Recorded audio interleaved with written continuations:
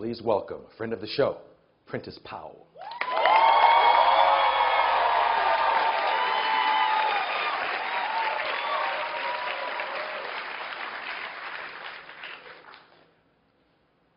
Arsenio, I'm tired of us always having to prove our love to our sons. One of the biggest compliments I get a lot of times is how great of a father I am. You see pictures on the internet. People compliment you a lot because they see photos. And honestly, sometimes I want to tell people, don't tell me I'm a good father when you don't know anything about me. Fun-loving daddy and son pictures on a Facebook page do not equate to instilling values into your child's development. And the fact that I'm black should be irrelevant when it comes to my ability to raise my son. My skin tone should not make me any better or worse when it comes to the paternal instinct. But because fathers like me are apparently extinct, I get extra praise. And for what?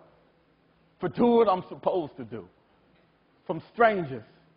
Strangers who don't know, when my son was born, I only got him from 12 noon on Saturdays to 5 p.m. on Sundays, went to the court to get more time, came back with 12 noon on Saturdays to 5 p.m. on Sundays, plus child support, fought for a year, had him for a year and a half, if not more, had him 50% of the time, if not more, only to lose him when he started school to summertime and rotating holidays. So when you see me in the streets with my little one and want to say, it's so good seeing the father doing his job, spending that quality time, don't, because I am being robbed. Robbed of the greatest gift. Forced to live through pictures on an iPhone to recognize the touch of my lips more than they do my fingertips. And the smell of his lotion every day I rub into my skin, so when I smell myself, I think of him. Forced to live through memories that occur within the span of 1 week.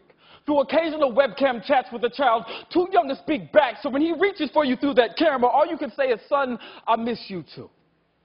Or watching your son learn how to ride a bike via Skype at the hands of another man, and even though he is a good man and you are glad he's around, that man is not you. And not letting his mother know that all this is getting to you, so you get up to grab some tissue because at all times, that distance of 3,117.4 miles can feel more like 3 million. Try dropping your son up at the airport with 3 teeth in his mouth, go 4 weeks without him, watch him come back with 5, and see if you don't beat yourself up for not being around during that time. So don't tell me I'm a good father when you don't know anything about me. Try to convince a person that knows nothing about you that you are simply worthy of time. See, thousands of people inspired by your story but still feel that you are getting nowhere. Have people motivated by the pain that sits right here every day inside of your chest, and that same pain being a reflection of the amount of love that you possess. I want you to imagine your newborn baby sleep. You're watching them. Trying to get his sleep patterns down pat, praying to God you get it right, because you have one night and have to go 6 days until you get him back. Imagine being able to fly through this world, doing what you love to do, but because of a court order, your son before the age of 1 has to fly twice a month, which may mean by the age of 2, he'll have more frequent flyer miles than you.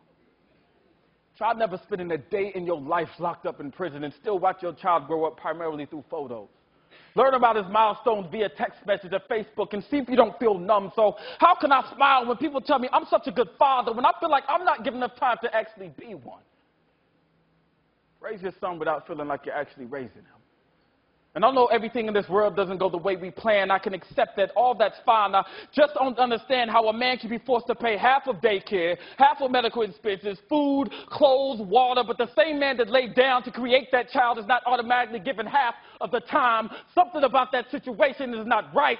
And when I'm done with this poem, I mean this. I don't care if any of you clap. I just want my praise, my kudos, my air, my earth, my water, my drive, my moon, my sun, my baby, my motivation, my son. I just want my chance. I just want my son, Justice Prentice Powell. I want my baby back. Thank you.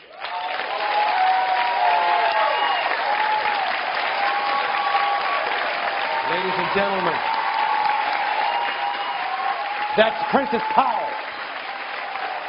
I can't hear you. That's Prentice Powell.